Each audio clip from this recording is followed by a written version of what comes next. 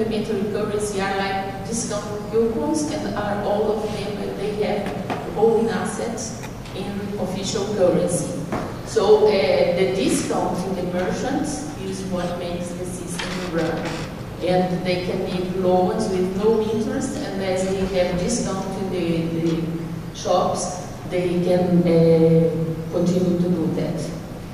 The other thing is how to be updated with the subjects. Very hard. I take like 1 hour a day to go to see what's happening, and from today to tomorrow the sites are updated. And if you didn't print what you saw yesterday, it's very possible that you cannot ever find the same paper in the web. This is a great passion, and it's about information that we have to select it. And I think other great issue is the convertibility, because the wheel system, it was supposed to be convertible, but it's not anymore. And you have different effects if it is convertible or if it's not. And you need to have different rules if it's one way or other. So I think I don't know. No, you've had your go. That's not the trouble. They employ 5 people. You can talk offline.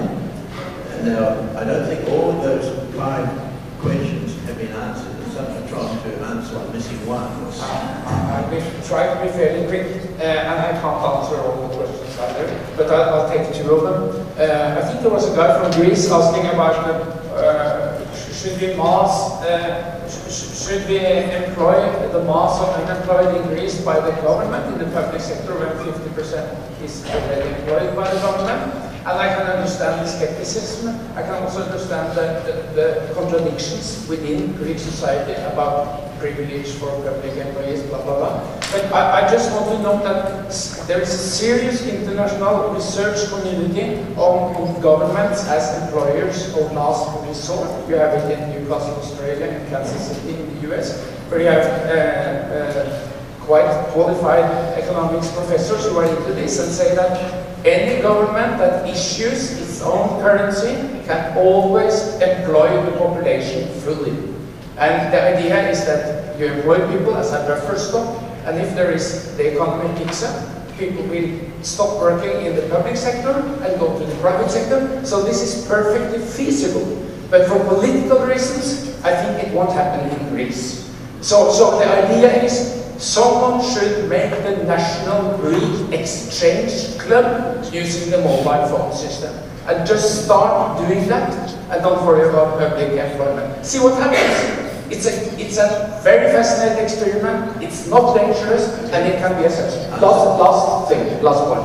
The issue of 100% money by algebra, I think you asked me about that.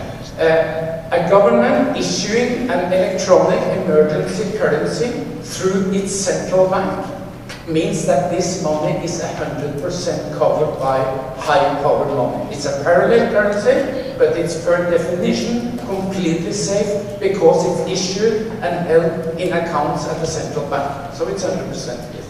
Well, I'm not convinced that they've answered all those questions, but ask them if the questions could during the minutes left for lunch to approach the speakers and have a personal one-to-one.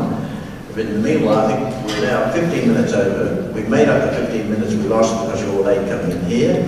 And so we now have to thank the speakers very much for their great contribution.